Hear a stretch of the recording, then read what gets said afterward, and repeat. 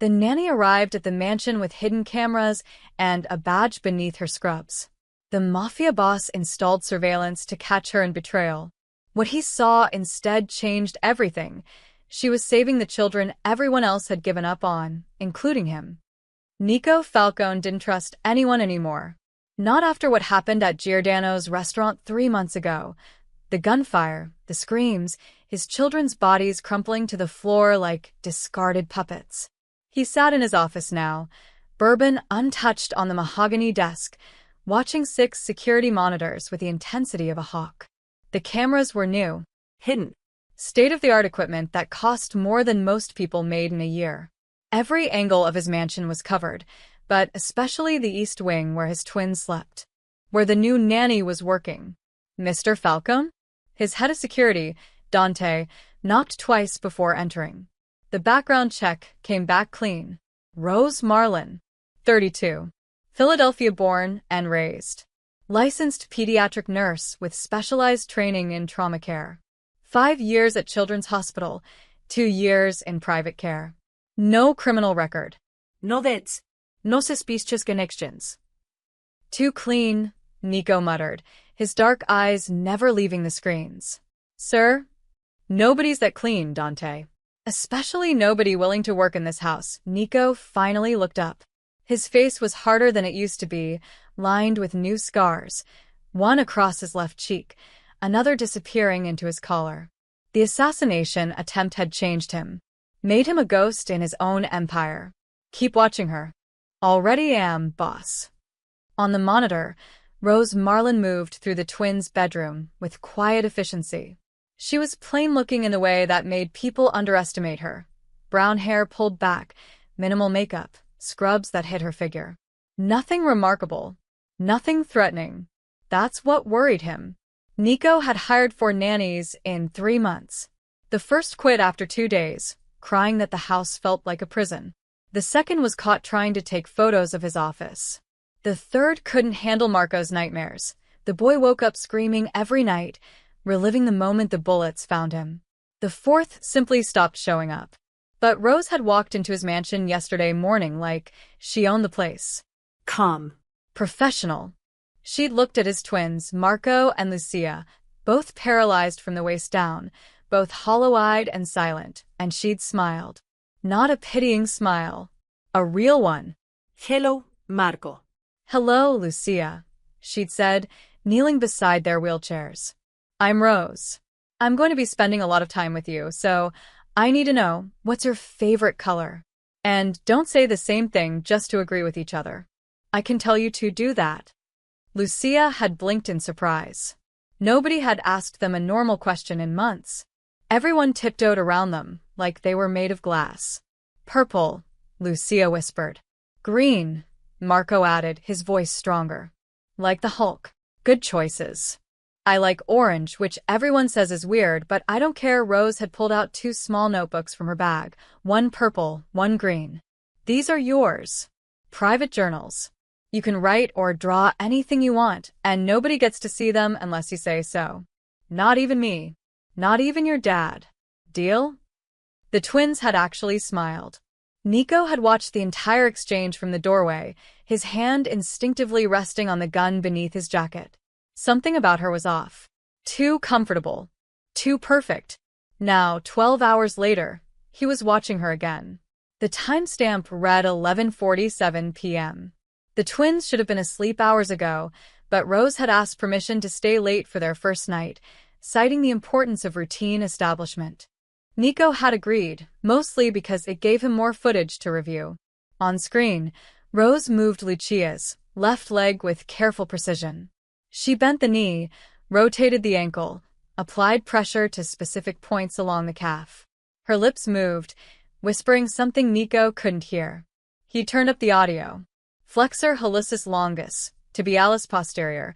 Now we activate the peroneal nerve. Rose's voice was clinical, medical. Too medical for a regular nurse. Feel that warmth, Lucia? That's your body remembering. It wants to work. We just have to remind it how. Nico leaned forward. The doctors had said nerve regeneration was unlikely. Possible but unlikely. They'd used words like significant damage and permanent paralysis and quality of life adjustments. Rose pulled out a small device. It looked like a modified TENS unit, the kind used for muscle stimulation. She attached electrodes to Lucia's foot with practiced ease. "This might tingle," she warned. "Tell me if it hurts." "It tickles," Lucia giggled. Actually giggled. Nico couldn't remember the last time he'd heard his daughter laugh. Rose adjusted the settings. Good. "That means the nerves are responding. We're going to do this every night, okay? You and Marco both. It's going to take time, but I've seen kids bounce back from worse." "Will we walk again?" Lucia asked. The same question she'd asked Nico 100 times. The question he could never answer. "I don't make promises I can't keep," Rose said carefully. "But I believe in fighting for every inch." "And you're a fighter, Lucia. I can tell." She moved to Marco's bed, repeated the process. But with Marco, something different happened.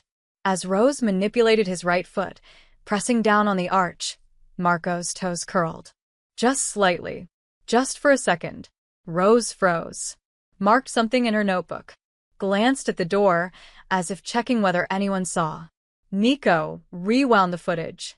Watched it again. Marco's toes had definitely moved. Voluntary or reflex. The doctors said reflexes were possible, even with nerve damage. But Rose's reaction suggested she knew the difference. She knew something. Nico grabbed his phone, typed a message to Dante. Deeper background check. Medical records. Training certifications. Bank accounts. Phone records. Everything. "I want to know what she ate for breakfast 5 years ago." On screen, Rose tucked both children in, kissed their foreheads, and whispered something that made them both smile. Then she left the room, her expression changing the moment she stepped into the hallway. The warmth vanished. Her face went cold. Professional. She pulled out her phone, typed something quickly, and deleted it immediately after sending. Nico's jaw tightened.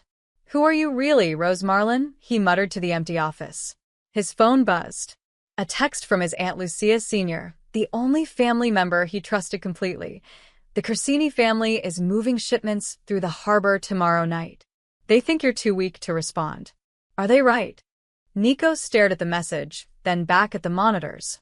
6 months ago, he would have responded with overwhelming force. Burned their operations to the ground. Sent a message written in blood. But 6 months ago, his children could walk. Now he had different priorities. Weaker ones, his rivals would say. But as he watched Rose's empty bedroom through the camera feed, as he thought about Marco's moving toes and Lucia's laughter, he realized something had shifted. He'd built an empire on violence and fear. And it had nearly cost him everything that mattered. Tomorrow he'd deal with the Corsinis. Tonight, he had a nanny to investigate. Because Nico Falcone hadn't survived 20 years in this business by ignoring his instincts. And every instinct he had was screaming that Rose Marlin was hiding something. He just didn't know yet whether she was his enemy or his salvation. The bourbon finally met his lips as he settled in for a long night of watching. The cameras never lied. But people always did. Rose sat in the parking lot of a 24-hour diner 3 miles from the Falcone mansion. Her hands shook as she gripped the steering wheel.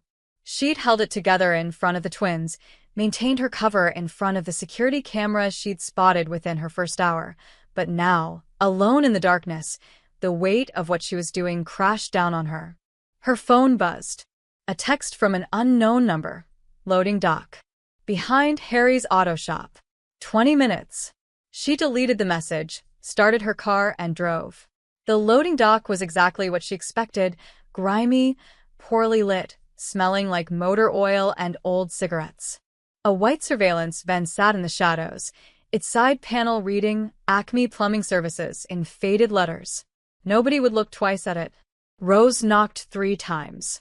The door slid open. Inside, Detective Marcus Webb sat surrounded by monitors and recording equipment. He was 50-ish, gray at the temples, with the perpetual exhaustion of a man who'd seen too much. Beside him sat Agent Sarah Chun from the FBI, younger and sharper, her laptop open to files marked confidential. "You're late," Webb said. "I'm here." Rose climbed in, pulled the door shut. "And I need to talk to you about." "The body cam footage first," Chen interrupted, holding out her hand. "Protocol." Rose reached into her bag, pulled out the small button camera disguised as part of her name badge. Chun plugged it into her laptop, and footage from inside the mansion began playing on the largest monitor. The twins' bedroom. The therapy session. Lucia's laugh. Webb watched in silence. When Marco's toes curled on screen, Chun paused the video. "Is that voluntary movement?" "I think so," Rose said quietly. "The doctors told Falcone it was impossible, but they were wrong. Those kids have been written off. Nobody's been working with them properly. Nobody's been." "Your job isn't physical therapy," Webb cut in. "Your job is intelligence gathering.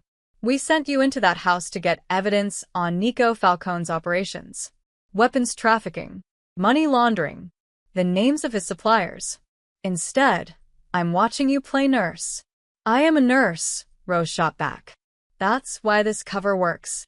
The cover works because Falcone is paranoid and thinks everyone's out to get him," Chen said. "Which, to be fair, they are. We've had 3 attempts to plant agents in his organization in the past year. All failed. You're our best shot at bringing him down, and you're wasting time on his kids." Rose felt her jaw tighten. Those kids were caught in crossfire from the Corsini hit. They're 7 years old. They didn't choose this life. Neither did the 6 people Falcone had killed last year, Webb said flatly.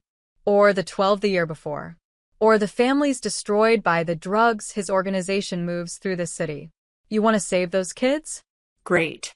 We all do. But the way you save them is by putting their father in prison where he belongs. The words hung in the air like smoke. Rose knew he was right. She joined this task force because she believed in justice. Because Nico Falcone was a criminal who'd built an empire on violence and corruption. Because men like him needed to be stopped. But then she'd met Marco and Lucia. She'd seen the way they flinched at loud noises. The way Lucia cried silently into her pillow when she thought nobody was watching. The way Marco asked if the bad men were coming back. They were victims too. And they were getting worse in that house, surrounded by armed guards and their father's paranoia, with nobody fighting for them. "I can do both," Rose said finally. "I can get you what you need and help those kids." Chen closed her laptop. "You're getting emotionally involved. That's exactly what we were afraid of. I'm doing my job." "Your job," Webb said, leaning forward, "is about to change. We got a court order this morning. Federal judge signed off on an expanded warrant. We're not just gathering intelligence anymore. We're moving toward arrest. Which means we need concrete evidence within the next 30 days, or we pull you out." 30 days. Rose's stomach dropped. That's not enough time to what? Fix 2 paralyzed kids. Webb's voice softened slightly. "Rose, I know this is hard. But those children have a whole team of doctors. They have resources we can only dream of. What they don't have is a case against their father that will stick. That's what you're there for." Rose wanted to argue. Wanted to tell them that the doctors had given up, that the resources were wasted without proper application, that Marco's toes had moved, and that meant something. But she was a cop first. She'd taken an oath. "What do you need?" she asked. Chun handed her a small device, no bigger than a USB drive. "Plant this in Falcone's office. It'll clone his hard drive wirelessly. Financial records, communications, everything. We also need you to document his meeting locations, identify his lieutenants, record any conversations about illegal activities." "He has cameras everywhere," Rose said. "If he sees me in his office." "Then be smart," Webb said. "You're Detective Rosanna Marlin. 6 years on the force, 2 commendations, one of the best undercover operators we have. You didn't get this assignment by accident." Rose took the device, felt its weight in her palm. It was so small. Such a tiny thing to destroy a man's life. "There's something else," Chen said, pulling up a file on her screen. "We have intel that the Corsini family is planning another hit. Soon. They want Falcone dead, and they're not particular about collateral damage. The twins, Rose whispered. Could be in danger, yes. Which is why we need to move fast. You get us what we need, we arrest Falcone, and we put those kids into protective custody where they'll actually be safe. Rose nodded slowly, but her mind was racing. Protective custody meant foster care. It meant being separated from everything they knew. It meant trauma on top of trauma. 1 month, Webb repeated. Then this ends, one way or another. Rose left the van 20 minutes later with a cloning device in her pocket and a knot in her stomach. As she drove back toward the mansion, her phone buzzed again. A text from the mansion's head of security, Dante. Mr. Falcone requests your presence in the warehouse district tomorrow, 7 a.m. A car will pick you up. Her blood went cold. Warehouse district. That's where bodies ended up. That's where people who betrayed Nico Falcone went to die. He knew. Somehow he knew. Rose pulled over, forcing herself to breathe. No. If he knew, she'd already be dead. This was something else. A test, maybe. Or legitimate business. She texted back. I'll be ready. Then she sat in her car in the darkness, caught between two worlds, and wondered which one would destroy her first. The law she'd sworn to uphold, or the family she was supposed to betray. The black SUV picked Rose up at exactly 7 a.m. She'd barely slept, running through scenarios in her head. If Nico knew she was a cop, she was already dead. If this was a test, she needed to pass it. If it was legitimate business, she needed to observe everything for the task force. The driver said nothing during the 20-minute ride to the harbor district. Rose watched the city transform through the tinted windows, from manicured suburbs to industrial wasteland. Rusted shipping containers stacked like metal tombstones. Warehouses with broken windows and graffiti-tagged walls. The smell of seawater and decay seeping through the vehicle's air conditioning. They pulled up to a nondescript building near the docks. From the outside, it looked abandoned. But Rose noticed the new locks, the security cameras hidden in the eaves, the fresh tire marks in the gravel. Dante met her at the door. His face was unreadable as always. Mr. Falcone is inside. Follow me. Her heart hammered as she walked through the entrance. The warehouse interior was exactly what she'd feared. Concrete floors stained dark in places she didn't want to think about, metal support beams, harsh fluorescent lighting that hummed like dying insects. In the center, a single table surrounded by 4 men. Nico stood at the head, dressed in a black suit that probably cost more than her annual salary. To his right sat an older woman with silver hair pulled into a severe bun. Rose recognized her from surveillance photos as Lucia Falcone Sr., Nico's aunt and advisor. To his left, a heavy-set man in his 40s with careful eyes, Vito Romano, financial operations. And, across from them, Dante took his position.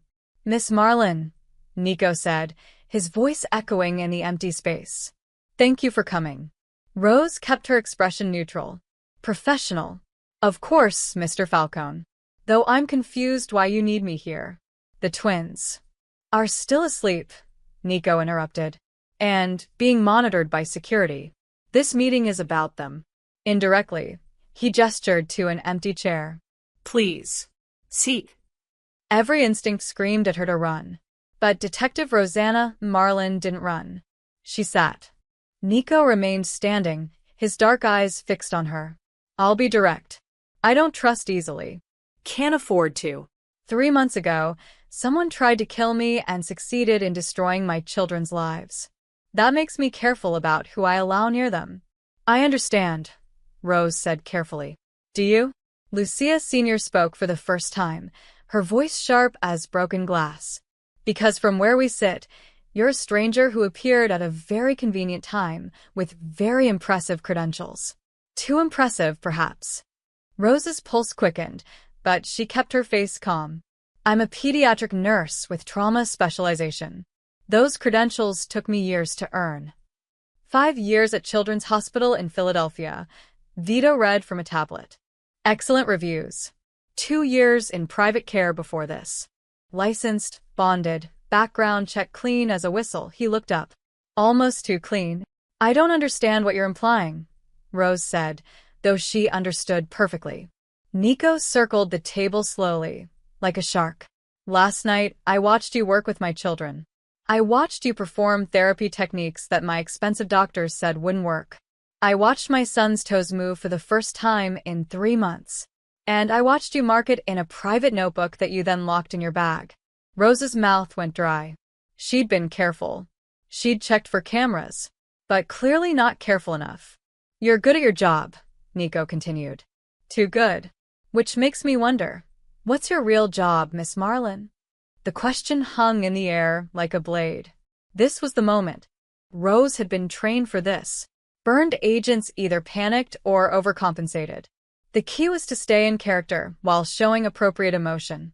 My real job, she said, allowing anger to seep into her voice, is helping children recover from trauma. Which is what I was doing. Your son's response was significant, Mr. Falcone. It means his nerve pathways aren't completely severed. It means there's hope. And I documented it because that's what medical professionals do. We keep records. Show me the notebook, Dante said. No, Rose stood, meeting Nico's gaze. That notebook contains private medical observations about your children. It's protected by patient confidentiality, and I won't violate that. Not for you. Not for anyone. If you don't trust me, fire me. But don't ask me to compromise my professional ethics. The silence stretched. Lucia Sr. studied her with the intensity of a woman who'd survived decades in a man's world by reading people perfectly. Vito's fingers hovered over his tablet, ready to pull up more information. Dante's hand rested casually near his jacket, near his gun. Nico's expression remained unreadable. Then, surprisingly, he smiled. Not warmly, but with something like respect. Vito, he said. Run a deeper check. Medical records, bank accounts, phone records, everything. I want to know what she had for breakfast 5 years ago. Already started, boss, Vito replied. Good. Nico turned back to Rose. Here's what's going to happen. You'll continue working with Marco and Lucia. You'll continue your therapy. But understand this. I'm watching everything. Every movement, every conversation, every person you contact. If you're who you say you are, you have nothing to worry about. If you're not, he let the threat hang unfinished. I'm exactly who I say I am, Rose said firmly. A nurse trying to help your children walk again. We'll see. Lucia Sr. stood, ending the meeting. But know this, girl. This family has survived by being suspicious of everyone. Especially people who seem too good to be true. As Rose was escorted back to the SUV, her mind raced. They were digging deeper. Webb had promised her cover would hold under scrutiny, but promises weren't bulletproof.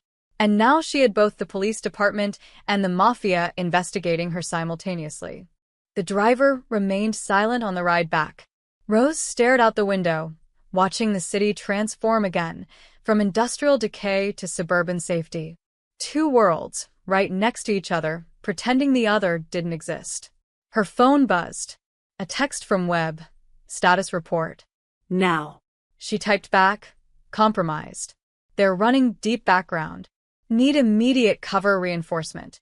The response came instantly. Already on it. Remember, 30 days. Don't lose focus. Rose deleted both messages and closed her eyes. Don't lose focus. Right. Simple. Except nothing about this was simple anymore. Not when Marco's toes could move. Not when Lucia's laugh echoed in her memory. Not when she'd looked into Nico Falcone's eyes and seen not a monster, but a terrified father who'd lost control of everything that mattered. The SUV pulled up to the mansion. Through the window, Rose could see the twins' bedroom on the 2nd floor. Marco waved from his wheelchair, his face lighting up when he saw her. She waved back, forcing a smile. 30 days to choose between saving 2 children or stopping a criminal empire. Rose was beginning to realize she might not be able to do both. 3 days after the warehouse meeting, Rose convinced Nico to let her take the twins outside. Not just outside, to a specialized therapy garden attached to St. Mary's Children's Rehabilitation Center, 40 minutes from the mansion. It's too exposed, Dante had argued during the security briefing. Too many variables. They're children who've been locked inside for 3 months, Rose countered. They need sunlight, fresh air. Normal experiences. You can send every guard you want, but I'm taking them to that garden. Nico had watched the exchange from his office doorway, arms crossed. Finally, he nodded. 3 security vehicles. 6 men. You deviate from the approved route. We pull you back immediately. Fine. Rose agreed, though her mind was already racing. 6 guards meant 6 witnesses. 6 people who might notice if she planted the cloning device. 6 complications. But it also meant Webb couldn't complain she wasn't trying to access intelligence. And more importantly, it meant Marco and Lucia got to be kids again, even if just for an hour. Now, standing in the therapy garden, Rose watched the twins' faces transform. The garden was beautiful, designed specifically for children with mobility challenges. Raised beds at wheelchair height filled with herbs and flowers. Smooth, wide pathways. Textured walls with different materials to touch, smooth river stones, rough bark, soft moss. A small fountain bubbled in the center, its sound peaceful rather than overwhelming. Can we touch everything? Lucia asked, her eyes wide. That's exactly what we're here for, Rose said, wheeling her closer to a bed of lavender. Close your eyes. Tell me what you feel. Lucia reached out, running her fingers through the purple blooms. It's soft. And it smells like Grandma's closet used to smell. Before the assassination attempt. Before everything changed. Rose saw the shadow cross Lucia's face and quickly redirected. That's lavender. People use it to help them relax and sleep better. Want to try something completely different? She wheeled both twins to the texture wall, where a section of tree bark contrasted with polished marble and rough sandstone. Marco pressed his palm against the bark, then the stone, comparing sensations. The bark feels like it's alive, he said quietly. Like it has grooves and patterns. The stone is cold and flat. Exactly, Rose said. Your hands are giving your brain information. Now let's see if we can get your feet to do the same thing. She'd brought a shallow tray filled with different materials, sand, smooth pebbles, dried beans, soft fabric. Carefully, she removed Marco's shoes and socks, lowering his feet into the sand. She'd done this with dozens of patients, but it always felt like magic, watching the brain relearn what the body had forgotten. Can you feel that? She asked. Marco's brow furrowed in concentration. I don't know. Maybe. Rose moved his foot slowly through the sand, creating resistance. Don't think about moving. Just think about feeling. The temperature. The texture. Let your brain remember. Around them, 6 security guards stood at strategic positions. Rose spotted them trying to look casual, one pretending to read a newspaper on a bench, 2 browsing the gift shop visible through a window, 3 positioned at different exits. All of them watching her. One guard, younger than the others, stood closer. Rose had seen him at the mansion. Tony, Dante had called him. He watched the twins with something that looked like sadness. Miss Rose. Lucia's voice pulled her attention back. My foot feels warm. Like tingly warm. Rose's heart jumped. She moved Lucia's foot from sand to smooth pebbles, watching carefully. And now. Different. Like. Little bumps? Is that real, or am I imagining it? It's real, Rose said, trying to keep the excitement from her voice. Your nerves are waking up. It takes time, but they're remembering their job.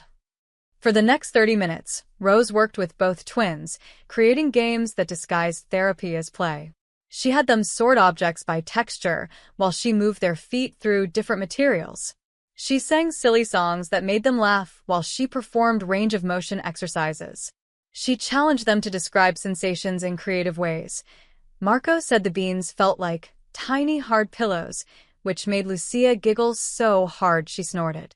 The sound of children laughing drew attention from other families in the garden. Rose saw them glance over, smile, then look away respectfully. Normal families having normal days, unaware they were 50 feet from a mafia boss's children and half a dozen armed guards. Rose, Marco said suddenly, his voice serious. Are we going to walk again? Really? Rose knelt beside his wheelchair, meeting his eyes. I can't promise that, Marco. I wish I could, but I can't. What I can promise is that I'll fight for every inch of progress. And I'll never lie to you about what's possible. The other doctors gave up on us, Lucia said quietly. We heard them tell Papa there was no point in trying. Then they were wrong, Rose said firmly. There's always a point in trying.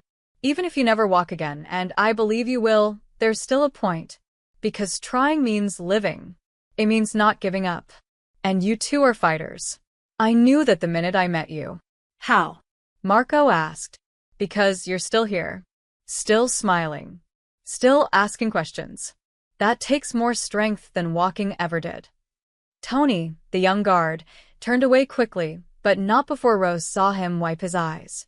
She filed that away, potential ally, or at least someone with a conscience. As they prepared to leave, Rose noticed Lucia's hand move slightly, fingers flexing on their own. She caught Rose's eye, a question in her gaze. Rose nodded. Progress. Real progress. On the drive back to the mansion, squeezed between two security vehicles, Rose watched the twins chatter about the garden. They were still trapped in wheelchairs, still paralyzed, still victims of a world they didn't choose. But for 1 hour, they'd been kids again. Her phone buzzed. A text from Webb, making progress on evidence. Rose looked at the twins, then at the guards surrounding them, then at the cloning device still hidden in her bag. She'd had multiple chances to plan it. Nico's office door had been unlocked twice this week. But each time, something stopped her. She typed back, working on it. Webb's response was immediate. Work faster. 26 days left. Rose deleted the messages and stared out the window. 26 days to destroy a family. 26 days to save 2 children from their father, even though their father was the only parent they had left. 26 days to figure out which side of the law she really stood on. Beside her, Lucia reached over and squeezed her hand. Thank you for today, she whispered. It was the best day since everything happened. Rose squeezed back, her throat tight. You're welcome, sweetheart. Through the rearview mirror, she caught Tony's eyes. He'd heard the exchange. For just a moment, something passed between them, an understanding that they were both trapped in a world of violence, trying to protect something innocent. Then the moment passed, and they were just guard and target again. But Rose filed it away, because in 26 days, she might need every ally she could get. It was 2:47 a.m. when Nico finally admitted to himself that he wasn't looking for evidence of betrayal anymore. He'd been in his office for 6 hours, bourbon bottle within reach, but largely ignored, watching footage from the past week.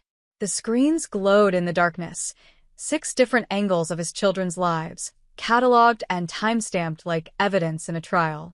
But somewhere around midnight, it had stopped being surveillance and started being something else. He watched Rose wake Marco from a nightmare at 3 a.m., not with clinical detachment, but by sitting on the edge of his bed, holding his hand, humming something soft until his breathing steadied. The audio was poor, but Nico could read her lips. You're safe. I'm here. You're safe. He watched her spend 20 minutes helping Lucia brush her own hair, something the girl hadn't been able to do since the attack. Rose positioned the brush in Lucia's hand, guided her arm through the motions, celebrated each successful stroke like it was a miracle. When Lucia finally managed 3 strokes alone, Rose had actually teared up. He watched her eat lunch with them, not at a separate table like the previous nannies, but right there between their wheelchairs, making airplane noises with their forks and telling terrible jokes that made them groan and giggle simultaneously. Why did the scarecrow win an award? Rose asked on screen. Why? The twins chorused. Because he was outstanding in his field. Marco had thrown a grape at her. She'd thrown one back. For 5 minutes, his children had engaged in a food fight, laughing so hard they could barely breathe, while Rose pretended to be mortally wounded by each hit. Nico rewound that section. Watched it again. When was the last time he'd played with them? Really played, not just existed in the same room. The answer came with brutal clarity. Before the attack. before he'd become so consumed with revenge and paranoia that he'd forgotten how to be a father. He switched to the garden footage from earlier today. The security team had sent it over immediately, every angle captured. Nico had watched it once already, looking for security breaches. Now he watched it again, looking for something else. Rose kneeling in the sand, her scrubs getting dirty as she worked with Marco's feet. The concentration on her face. The gentle way she moved his ankle, testing responses. The excitement, genuine excitement, when Lucia reported feeling tingling. "Your nerves are waking up," Rose said on screen. "It takes time, but they're remembering their job." Nico paused the video. Zoomed in on his children's faces. When had he last seen them look like that? So full of hope. His mind drifted back, unwillingly, to that night 3 months ago. Giordano's restaurant. He'd taken the family for Lucia's senior's birthday. A public appearance, which his advisors had warned against, but he'd been arrogant.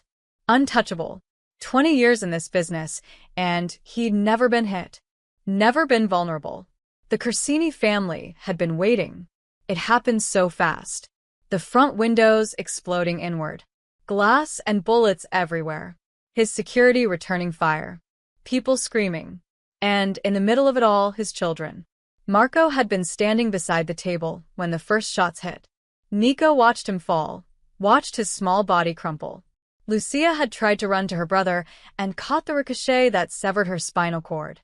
Nico had killed 3 men that night with his bare hands. His security had killed 5 more. But it didn't matter. The damage was done. The doctors had been blunt. Severe spinal trauma, extensive nerve damage, permanent paralysis likely. They'd recommended accepting the new reality. Adjusting expectations. Learning to cope with loss. And Nico had. He'd turned his grief into rage, his guilt into paranoia. He'd fortified the mansion, tripled his security, started planning revenge against the Corsinis so elaborate it would take months to execute. But he hadn't held his children, hadn't sat with them, hadn't let them see him cry. He'd been too afraid. Afraid that if he acknowledged how badly he'd failed them, if he let himself feel the full weight of his guilt, it would destroy him. So instead, he'd hired nannies. Professional distance. Clinical care. People who could do what he couldn't, actually be present for Marco and Lucia. And then Rose had arrived. Nico switched to a different camera angle. Rose sitting between the twins' beds after they'd fallen asleep, updating her mysterious notebook. He'd had tech experts try to hack it, but it was encrypted. Whatever she was documenting, she was serious about keeping it private. His phone buzzed. A text from Vito. Deep background check complete. Sending full report now. Nico's laptop chimed. He opened the file, expecting to find proof of Rose's deception. Proof that his instincts were right, that she was too good to be true. Instead, he found exactly what she'd claimed. Rosanna Marlin, 32, born in Philadelphia. Parents deceased. Father died of cancer when she was 19, mother in a car accident when she was 24. No siblings. Put herself through nursing school, working double shifts. 5 years at Children's Hospital with exceptional reviews. 2 years in private care. No criminal record. No suspicious financial activity. No red flags. Too clean, his paranoid mind insisted. Nobody's that clean. But his exhausted heart whispered something different. Maybe some people really are just good. He pulled up the most recent footage. Today's therapy session, the moment when Lucia had felt tingling in her feet. The way Rose had looked at his daughter, with such fierce hope, such determination, made something crack in Nico's chest. This woman, this stranger, was fighting for his children with more intensity than he'd shown in months. Nico stood abruptly, knocking over the bourbon bottle. It spilled across his desk, soaking papers and photographs. He didn't care. He walked to the window overlooking the East Wing, where his children slept, where Rose slept in the room between theirs like a guardian. When was the last time he'd tucked them in? Read them a story? Asked about their day? The answer was before. Always before. His reflection stared back at him from the dark window, scarred face, haunted eyes, the ghost of the man he used to be. He'd built an empire on violence and fear. He'd survived assassination attempts, gang wars, federal investigations. He'd buried enemies and allies alike. But he couldn't walk into his children's bedroom and tell them he loved them. Couldn't face the accusation in their eyes. You did this to us. You and your world of blood and bullets. On the monitor, Rose stirred in her sleep, her door slightly ajar, so she could hear if the twins needed her. Even in rest, she was on guard, protecting them, doing the job Nico should have been doing all along. His phone buzzed again. Lucia Sr., the Corsini shipment arrives tomorrow night. Are you ready to move? Nico looked at the message, then at the monitors, then at his reflection. 6 months ago, he would have responded immediately with overwhelming force. Would have made the Corsinis pay in blood for what they'd done to his family. But revenge wouldn't make Marco walk. Wouldn't erase Lucia's nightmares. Wouldn't give back the childhood he'd stolen from them by choosing this life. He typed back, delay. I need more time. Then, he did something he hadn't done since the attack. He walked to the East Wing, opened the door to his children's room, and sat in the chair beside their beds. Marco stared. Papa. Sure, Nico whispered. Go back to sleep. I'm here. You never sit with us anymore, Marco said quietly. The words hit like bullets. I know. I'm sorry. Are you still angry at us? Nico's breath caught. What? No. Why would I? Because we got hurt, Lucia said from her bed, awake now too. Because it's our fault you got hurt too. No, Nico said, his voice breaking. No, none of this is your fault. It's mine. All mine. He couldn't say more. His throat closed, years of suppressed grief finally forcing its way out. He reached for their hands, both of them, and held on like a drowning man. They held him back. And for the first time in 3 months, Nico Falcone allowed himself to feel the full weight of what he'd lost and what he still had left to save. Rose knew something was wrong the moment she saw Webb's face. She'd driven to the emergency meeting location, a different parking garage this time, deeper security protocols, expecting a routine check-in. Instead, Webb stood beside the surveillance van with his arms crossed and Agent Chen holding a manila folder thick enough to be a weapon. Get in, Webb said. Not a request. Rose climbed into the van. The door slammed shut behind her, and suddenly the space felt suffocating. Chen sat across from her. Webb remained standing. The folder landed on the table between them with a heavy thud. 21 days left, Chen said, without preamble. And you've given us nothing. That's not true. I've documented security patterns, identified key personnel, mapped the mansion's layout. We already had most of that, Webb interrupted. What we don't have is hard evidence. Financial records. Communications. Proof of illegal activity that will hold up in federal court, he leaned forward. What we don't have is you doing your damn job. Rose felt her jaw tighten. I'm establishing trust. That takes time. Time we don't have. Chen opened the folder, pulled out a document with an official seal. This is a federal court order, signed yesterday by Judge Morrison. Your mission parameters have changed. You're no longer on intelligence gathering. You're on arrest preparation. The words hit like ice water. What does that mean? It means, Webb said, that we have credible intelligence the Corsini family is planning another attack. Soon. Multiple targets, including the Falcone mansion. Which means we need to move on Nico Falcone now, before this turns into a war that kills innocent people. The twins, Rose whispered, could be caught in the crossfire, yes.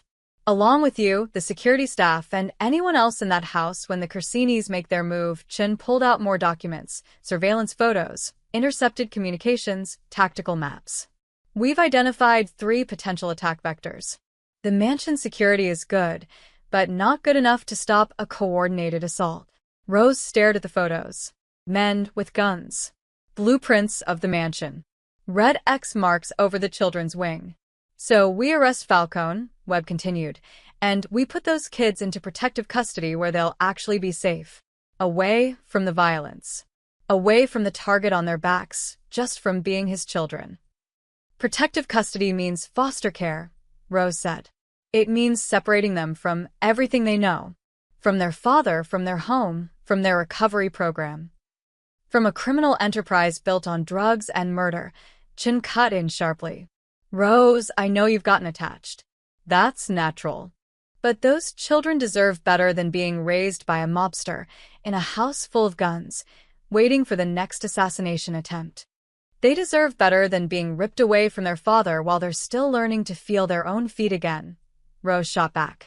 Do you have any idea what that kind of trauma would do to them? They've already been through hell. Which is why we need to end this, Webb said, his voice softening slightly. Look, I get it. I have kids too. But Nico Falcone isn't some misunderstood father figure. He's a killer. The file on him is 12 inches thick. Murders, racketeering, witness intimidation, drug trafficking. He's destroyed families, Rose. How many other kids are suffering because of what he does? The question hung in the air, heavy with truth. Rose thought about the neighborhoods she'd patrolled as a beat cop before making detective. The overdoses. The gang violence. The children caught in crossfire that had nothing to do with them. How much of that traced back to men like Nico Falcone? But then she thought about Marco's toes curling in the sand. Lucia's laughter in the garden. The way they'd finally started sleeping through the night because someone was actually fighting for them. What do you need? Rose asked quietly. Chun slid a small device across the table, different from the cloning drive, sleeker. This is a keylogger. Planted on Falcone's personal computer. It'll capture every password, every communication, every financial transaction. We'll have everything we need within 72 hours. His office is monitored, Rose said. Cameras everywhere. Then create a situation that gets you in there legitimately. Medical emergency with one of the kids. Security briefing about their care. Use your imagination, Webb leaned forward. But understand this. If you don't plant that device within the next week, we're pulling you out. And we're coming in with a warrant that might not distinguish between armed security and non-combatants. The threat was clear. Plant the device or people would die. Maybe the twins. Maybe Rose herself. There's something else, Chin said, pulling out another document. This one had Rose's signature at the bottom, her original undercover agreement. The department brass is getting nervous. If this operation fails, they're looking for someone to blame. And right now you're spending more time playing physical therapist than gathering intelligence. Are you threatening to charge me? Rose asked, disbelief coloring her voice. I'm telling you that there are consequences for obstruction of justice, Chin said carefully. Even for cops. Especially for cops who let personal feelings compromise an investigation. Rose felt the walls closing in. I need to talk to my union rep. You can't, Webb said. Deep cover means no contact with anyone who might compromise your identity. You know that. You signed off on it. They had her trapped. Do the job or face criminal charges.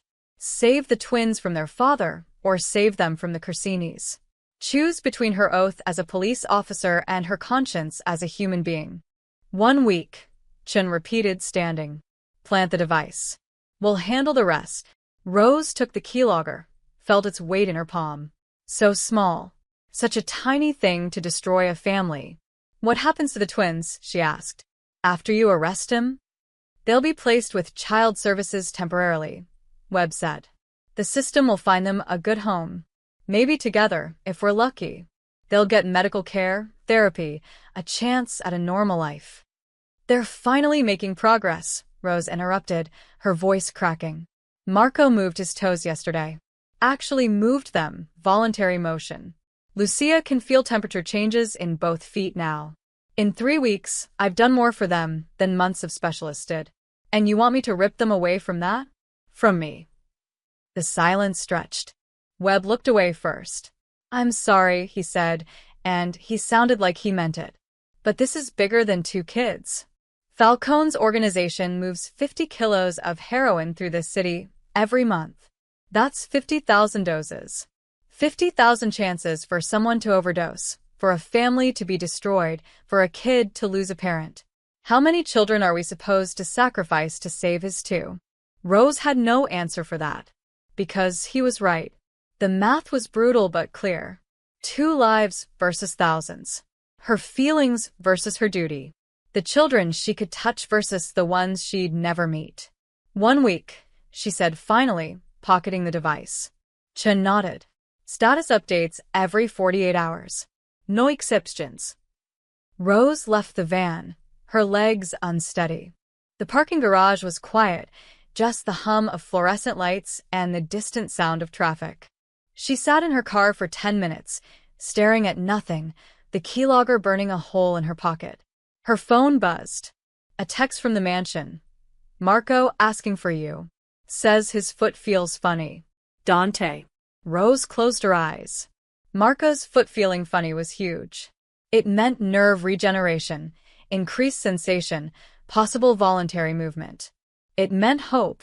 But in 1 week, if she did her job, Marco would be in foster care. Lucia would be in foster care. And Nico Falcone would be in federal prison. She started her car, began the drive back to the mansion. Back to the twins who trusted her. Back to the father who was finally learning to be present. Back to the life she was about to destroy. 1 week to choose. Officer or traitor, savior or destroyer, duty or heart. Rose was terrified she'd already made her choice. And it was the wrong one. The invitation came on Rose's 5th day back at the mansion. Dante delivered it personally, his expression unreadable as always. Mr. Falcone requests your presence for dinner tonight. 8 o'clock. His private restaurant on the coast. Dress is. Not scrubs. Rose looked up from where she was helping Marco practice grip exercises. Is this about the twins? He didn't say. Just said to tell you it's not optional. Dante paused. But bring nothing. No bags, no phone. You'll be screened.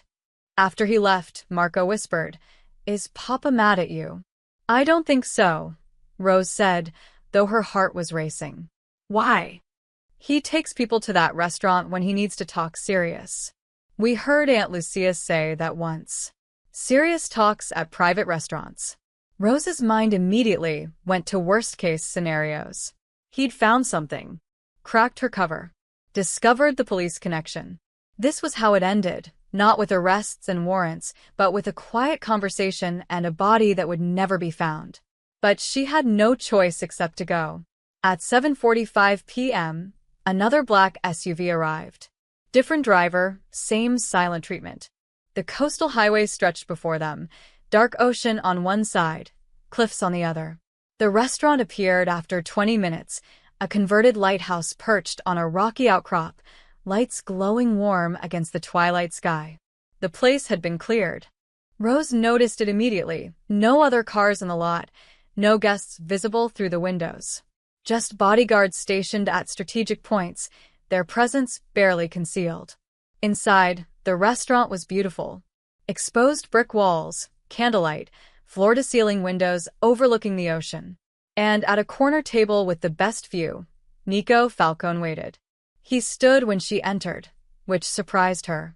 He changed from his usual dark suits into something slightly less formal, still expensive, still perfectly tailored, but charcoal gray instead of black. Almost like he was trying to seem less threatening. It didn't work. He was still Nico Falcone, and she was still entering the lion's den. Miss Marlin, he said, gesturing to the seat across from him. Thank you for coming. Did I have a choice? Rose asked, sitting. A ghost of a smile crossed his face. Not really. But I appreciate the illusion of politeness. He nodded to someone she couldn't see, and a server appeared with wine. I hope you don't mind. I took the liberty of ordering. The chef here is particular about preparation time. This is your restaurant. I own it. Used to come here with, he stopped, redirected. I come here when I need to think. The server poured wine and disappeared. They were alone, or as alone as two people could be with armed guards outside every exit. Rose waited. Let him make the first move.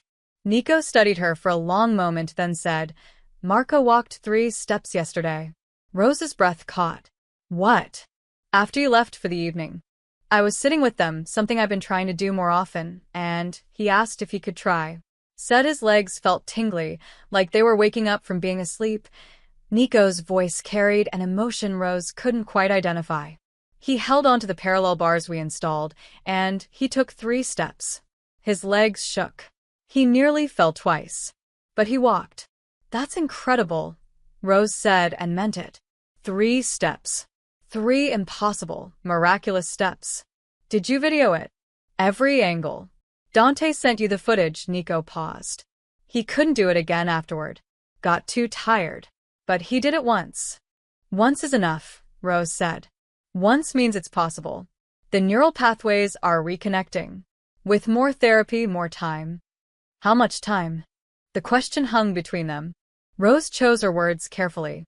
Every patient is different. But if Marco's already walking even just a few steps? Weeks, maybe. Not months. Lucia's progressing too, just at a different pace. Nico picked up his wine glass, but didn't drink. The other doctors said it was impossible. That I should accept reality and focus on adaptation. Wheelchairs for life. Modified home. Specialized care. He finally looked at her. Why were they wrong? They weren't wrong to be cautious, Rose said.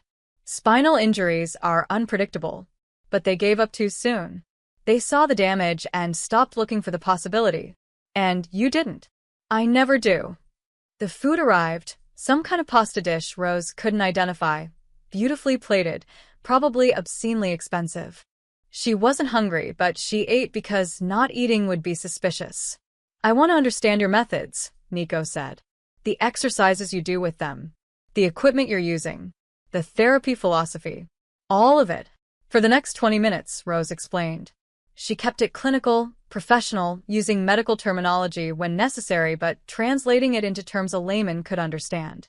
Nico listened with complete focus, asking intelligent questions about nerve regeneration, muscle memory, neuroplasticity. You sound like a doctor, he observed. I work with doctors. You pick things up. Or you had more training than a typical nurse would have. Rose's pulse quickened, but she kept her expression neutral. I specialized in pediatric trauma. It requires additional certification. Nico set down his fork. I had my people look into you. Deeply. Your credentials check out. Your history checks out. Even your parking tickets check out. He leaned forward slightly. So, why do I still feel like you're hiding something? This was it. The moment of truth. Rose met his eyes.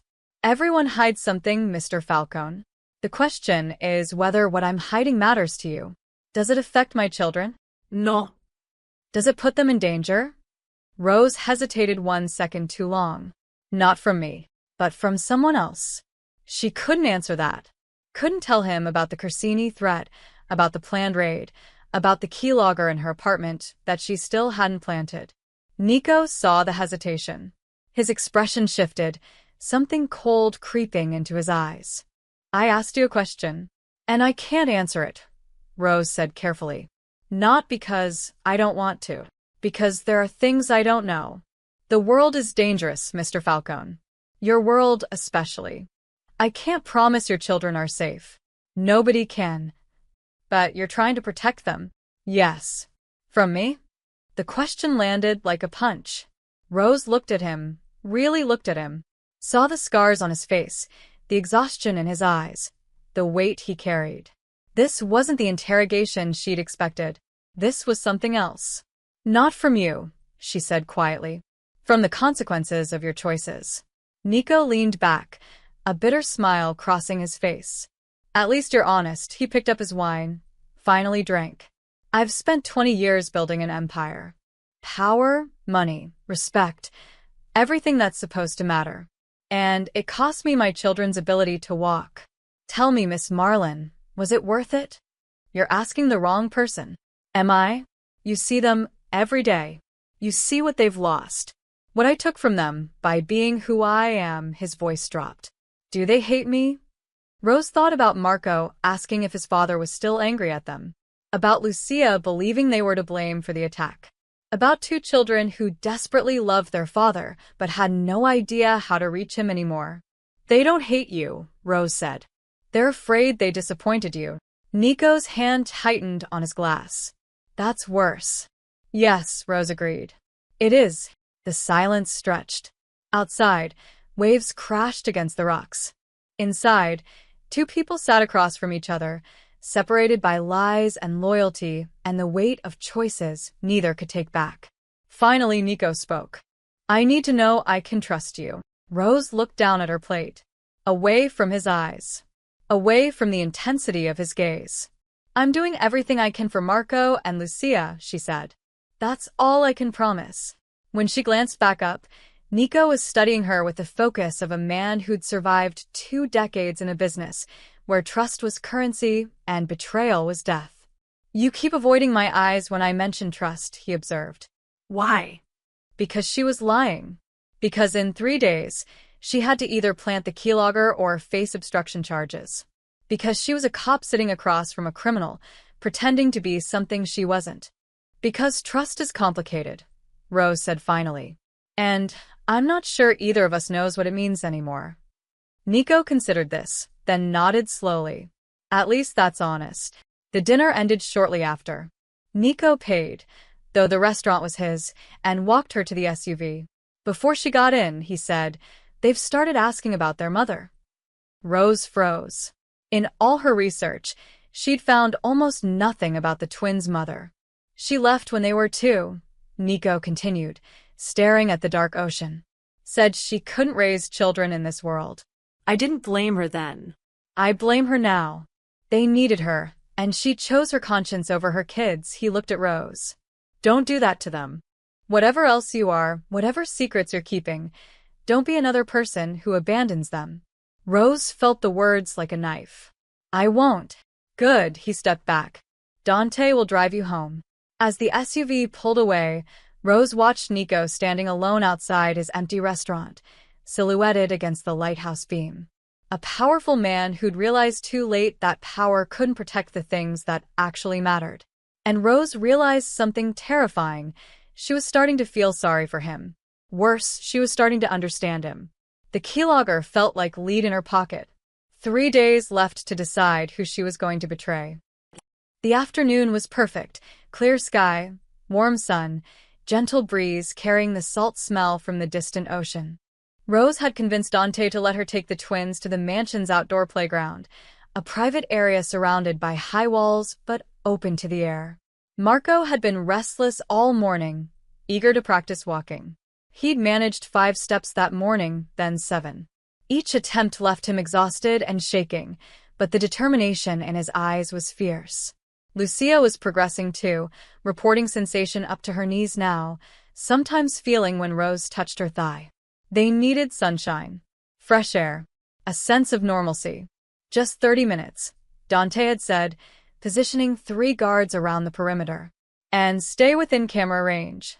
Now Marco sat in his wheelchair near the adapted swing set, laughing as Rose pushed Lucia gently.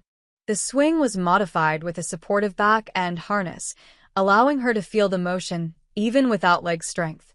Higher, Lucia called out. Any higher and you'll achieve orbit, Rose teased, but she pushed a little harder. Lucia's laughter rang out, pure and unguarded. Marco clapped. My turn next.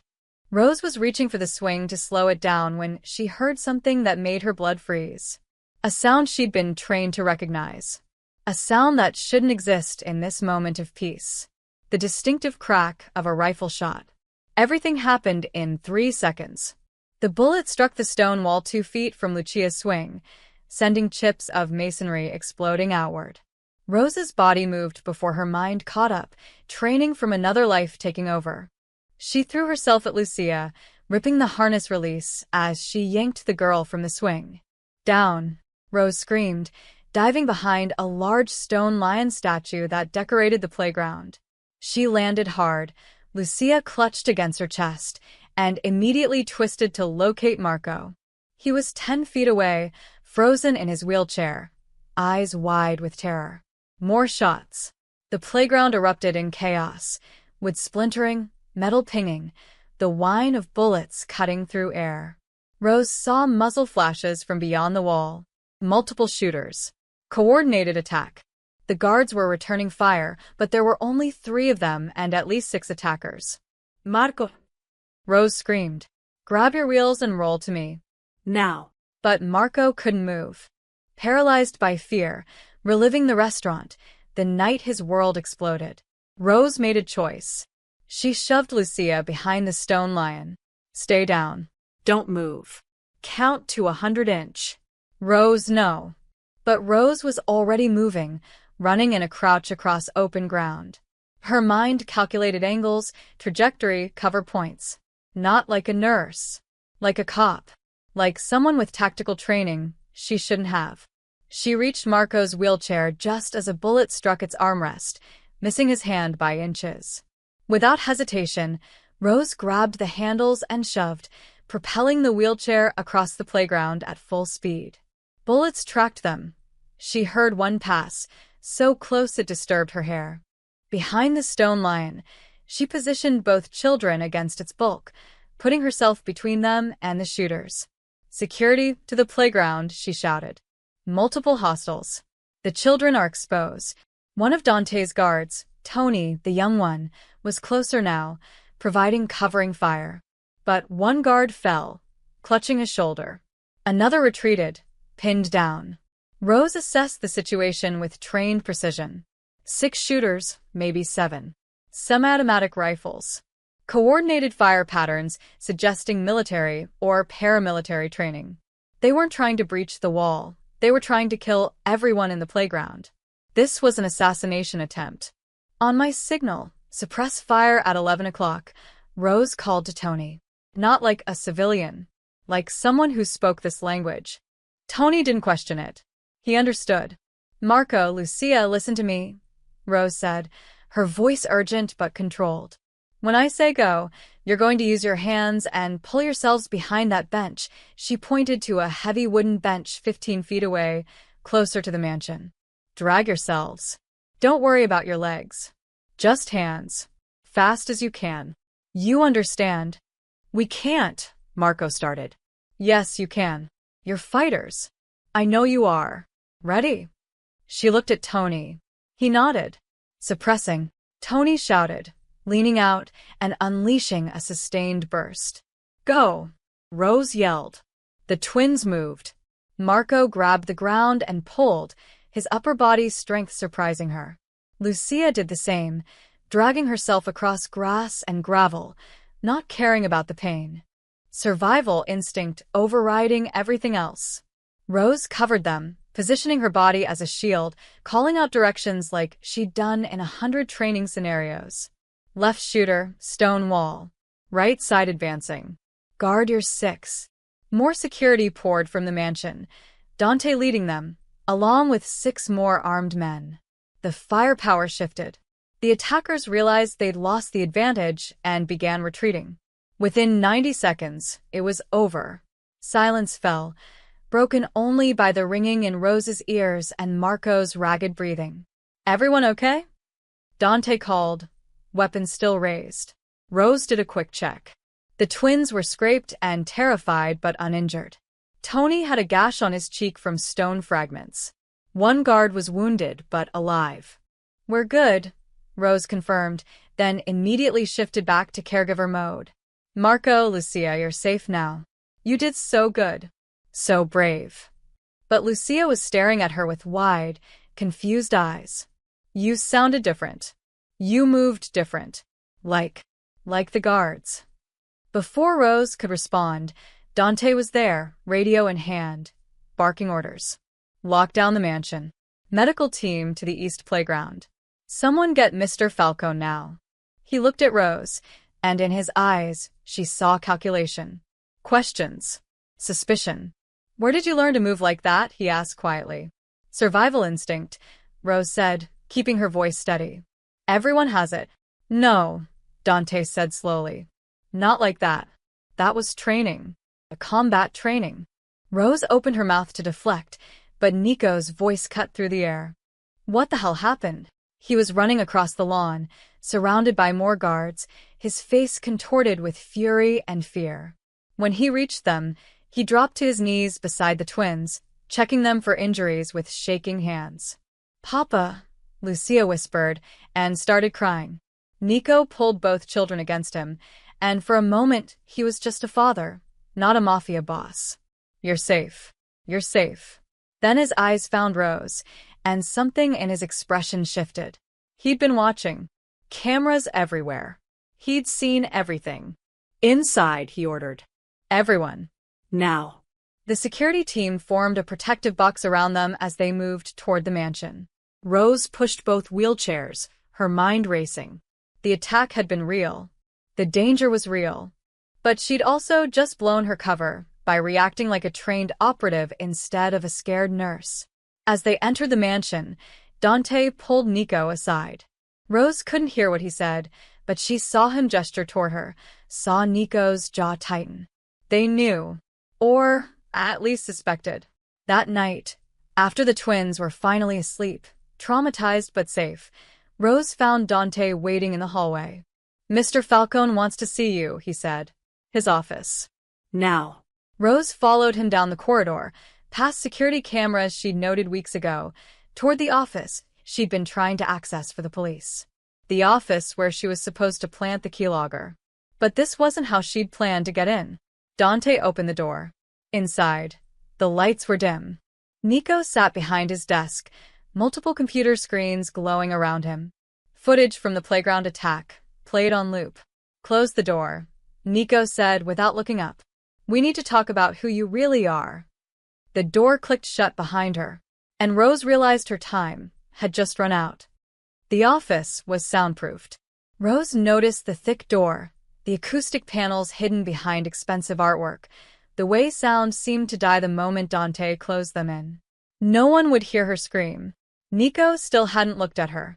He sat behind his mahogany desk, fingers steepled, watching the playground footage on repeat. Rose standing in front of the twins. Rose moving with tactical precision. Rose calling out suppressing fire coordinates like she'd done it 1,000 times. Because she had. "Sit," Nico said. Not a request.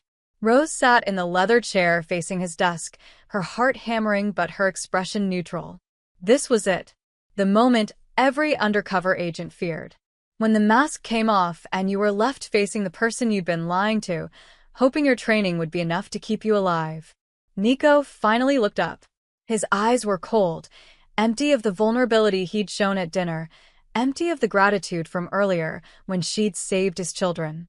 This was the man who'd built an empire on violence. "I'm going to ask you one question," he said quietly. "And depending on your answer, you either walk out of this room or you don't. Understand?" Rose nodded. "Who are you really?" For a long moment, Rose considered lying, maintaining cover, creating some story about military family, combat training picked up from an ex-boyfriend, defensive tactics learned from self-defense classes. But as she looked at Nico, she realized something. He already knew. "How long have you known?" she asked instead. A ghost of a smile crossed his face. Not amused. Bitter. "I suspected from the beginning. You were too good.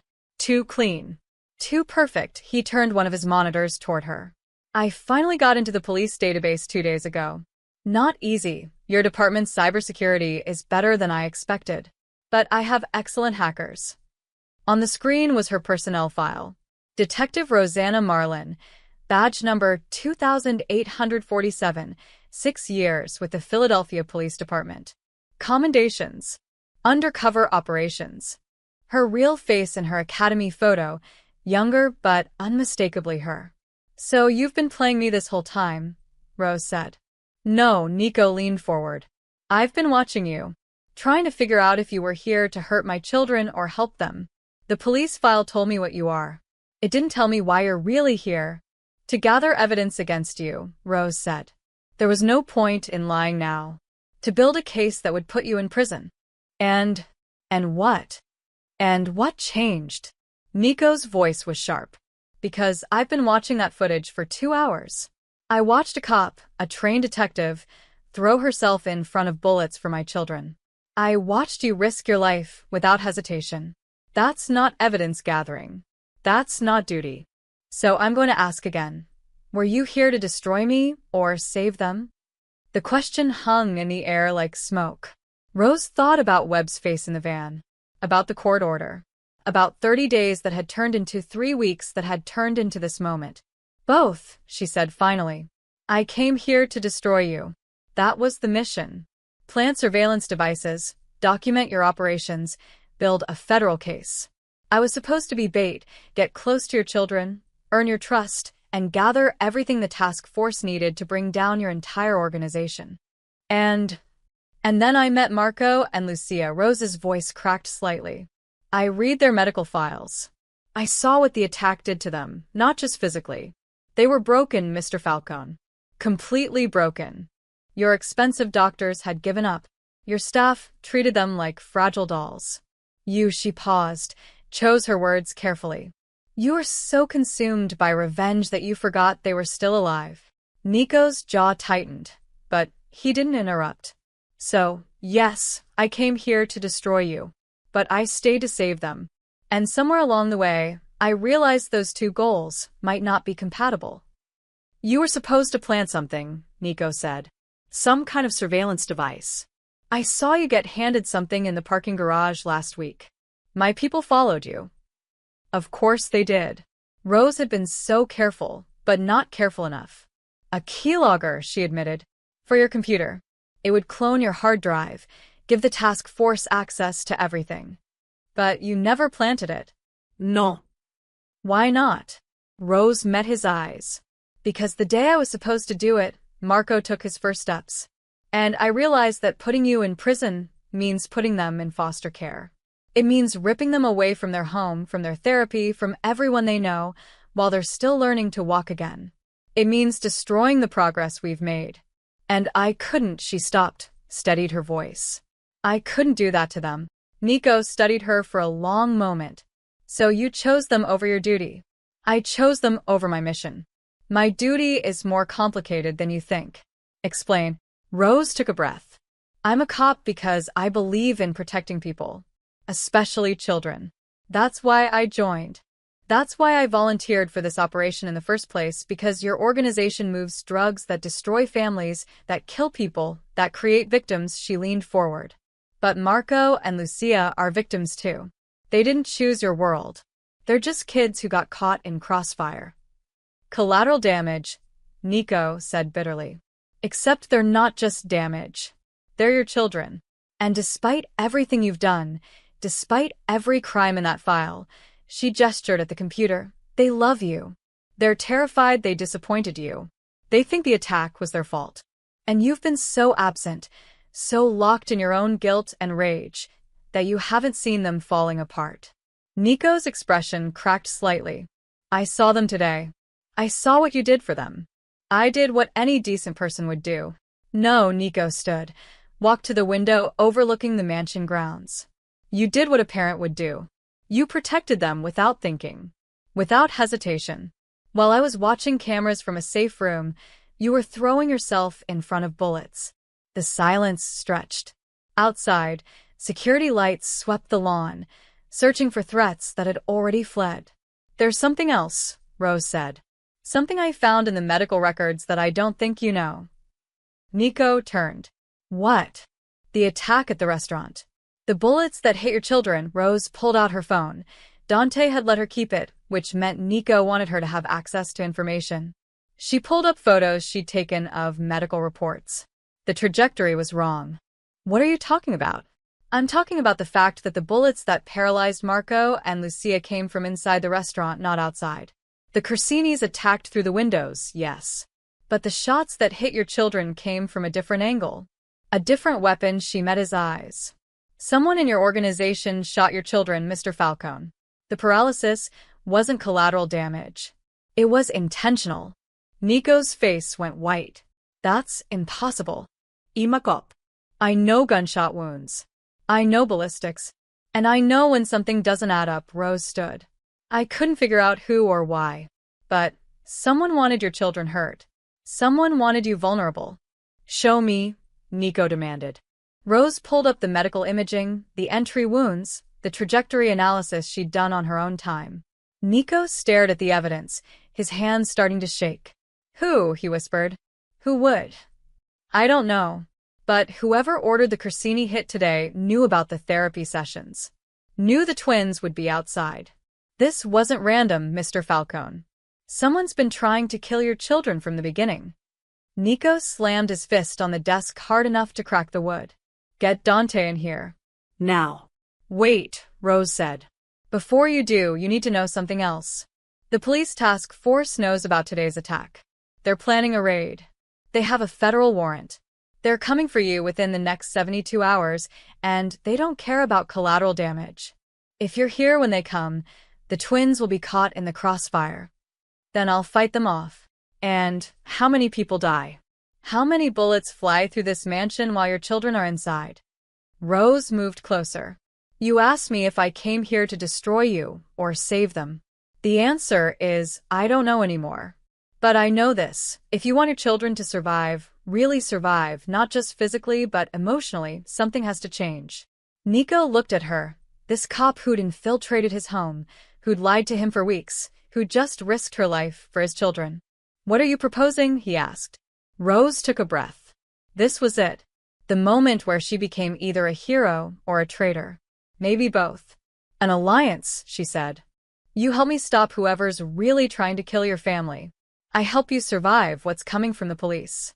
And together, we find a way to give Marco and Lucia a future that doesn't end in crossfire or foster care. You want me to work with a cop. I want you to work with someone who cares about your children's survival more than she cares about following orders.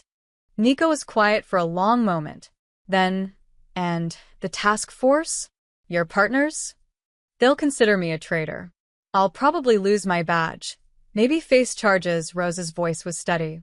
But your children took 3 steps yesterday. They laughed today despite being shot at. That matters more than my career. Nico extended his hand. Then we have a deal, Detective Marlin. Rose shook it, feeling the weight of everything she'd just sacrificed. Call me Rose, she said. And let's save your family. Dante entered the office to find his boss shaking hands with the woman he'd suspected was a cop for 2 weeks. The confusion on his face would have been comical in different circumstances. Sit down, Dante, Nico said. We have a lot to discuss. For the next hour, they worked. Rose laid out everything, the task force's timeline, the federal warrant, the evidence the police had and didn't have. Nico contributed his intelligence on the Corsinis, his suspicions about the internal betrayal, his understanding of how his organization functioned. The ballistics analysis Rose found changes everything, Nico said, pulling up financial records on his computer. Someone with inside access shot my children. Someone who knew where we'd be that night, who had clearance to be armed inside Giordano's, who could position themselves without raising suspicion. That's 6 possible people, Dante said grimly. Me, Vito, Aunt Lucia, Tony, Marco the driver, and you, Nico finished, looking at him directly. Any of us could be the traitor. Dante met his gaze, without flinching. I've been with you for 15 years, boss. If I wanted you dead, you'd be dead. Unless you wanted something more subtle, like breaking me by destroying what I love most. The room fell silent. Rose watched the 2 men stare at each other, decades of loyalty being weighed against cold logic. Finally, Nico shook his head. Not you. You've had 1,000 chances to finish the job if you wanted me gone. But we can't rule out the others. Vito handles your money, Rose said, thinking out loud. If he wanted to take over, making you weak first would be smart. Stage a coup when you're vulnerable. Aunt Lucia raised me, Nico said. She's family. Family betrays family in this business all the time, Rose countered. You know that. Nico's jaw tightened, but he nodded. What do you propose? Rose pulled out her phone, opened her encrypted notes. The task force wants evidence of your illegal operations. They want names, transactions, proof that will hold up in court. What if we give it to them? Excuse me? Not your operations. Rose leaned forward. The Corsinis have been trying to kill you for months. They move drugs, weapons, probably human trafficking. They're violent, reckless, and most importantly, they have no protection. No cops on payroll, no federal connections. They're vulnerable. You want me to help the police arrest my enemies? Nico said slowly. I want you to help me build a legal case against the people who actually tried to murder your children today. And in exchange, Rose paused, knowing this was the critical moment. In exchange, you give up your organization. Willingly. Completely. That's insane. Is it? Rose challenged. Your empire nearly cost you everything. It made you a target. It paralyzed your children. It's the reason you can't walk down a street without armed guards. What exactly is it giving you besides blood and paranoia? Nico stood, paced to the window. I've built this for 20 years. And what will you have in 20 more? Dead children? A federal prison cell? Or a gravestone? Rose's voice softened. Marco took 3 steps yesterday. Lucia laughed today despite being shot at. Don't you want to be there for the day they run? Actually run, in a park, without checking for snipers? The silence stretched. Dante watched his boss wrestle with a decision that would rewrite his entire life. What would this alliance look like? Nico asked finally. Rose pulled out a notebook, started outlining. First, we identify the traitor in your organization. Set a trap, get proof, neutralize them. Second, you provide the police with everything they need to take down the Corsinis. Locations, shipment schedules, financial records, communications. Make it airtight. And third, you cooperate with federal prosecutors. You give up your arms network, your drug pipelines, your money laundering operations. Everything. In exchange for immunity for crimes not involving murder and custody of your children. They'll never agree to that, Dante said. They will if the deal includes 3 ongoing homicide investigations being solved, Rose countered. My handler mentioned that specifically. The Corsinis are wanted for at least 3 high-profile murders. If Nico helps close those cases, he becomes valuable. And valuable people get deals. Nico turned from the window. What about you? You're burning your career for this. I made my choice the moment I didn't plant that keylogger. Rose met his eyes. I became a cop to protect people. That's what I'm doing. If the department can't see that, then maybe I'm in the wrong job. You'll need official cover, Dante said thoughtfully. Can't have you working with us if the task force thinks you've gone rogue. They'll pull you out, compromise everything. I'll handle my people, Rose said, though she had no idea how. Webb would be furious. Chun would recommend charges. But maybe if she brought them the Corsinis on a silver platter. There's still the immediate problem, Nico said. The task force is planning a raid within 72 hours. Even if we start this alliance now, we can't take down the Corsinis that fast. Rose thought for a moment, then grabbed her phone. What if we delay them? I tell my handler I'm close to a breakthrough, that Nico's starting to trust me, that I need more time to access his files. Buy us 2 weeks. Will they believe you? They have to. Because if they raid this mansion while your children are here, everyone's in danger. The task force, your security, Marco, and Lucia. She didn't finish the thought. Didn't have to. Nico made his decision. Okay. Here's what we do. Rose, you contact your handler. Buy us time. Dante, you run a discreet investigation into everyone with access to Giordano's that night. I want phone records, financial transactions, anything unusual. And he pulled up files on his computer, will compile everything I have on the Corsinis' operations. This is crazy, Dante muttered. Working with a cop. Giving up the business. The families will think you've gone soft. The families aren't my priority anymore, Nico said firmly. My children are. And if going soft means they live to adulthood, then I'll be the softest man in Philadelphia. Rose stood. I need to make a call. Somewhere private. Use the study, Nico said. It's clean, no surveillance. As Rose left the office, Nico called after her. Detective Marlin. She turned. Thank you. For today. For saving them. Rose nodded, her throat tight, and left. In the study, she dialed Webb's number. He answered on the second ring. Where the hell have you been? We heard about an attack on the mansion. Are you compromised? Fine. The twins are fine. But Marcus, I need more time. Absolutely not. The raid is scheduled for. I'm getting close, Rose interrupted. Falcone's starting to trust me. Today's attack shook him up. He's vulnerable. Give me 2 weeks, and I can get you everything, the files, the passwords, all of it. Plus intel on the Corsinis that will close your homicide cases. A pause. The Corsinis? How would Falcone have intel on them? Because they're the ones who hit him. He's been investigating them for months, trying to find their weaknesses. I can get you everything if you just give me time. She could hear Webb breathing, weighing options. 2 weeks, he said finally. But Rose? If this goes sideways, I can't protect you. The brass is already asking questions about your progress. Don't make me regret this.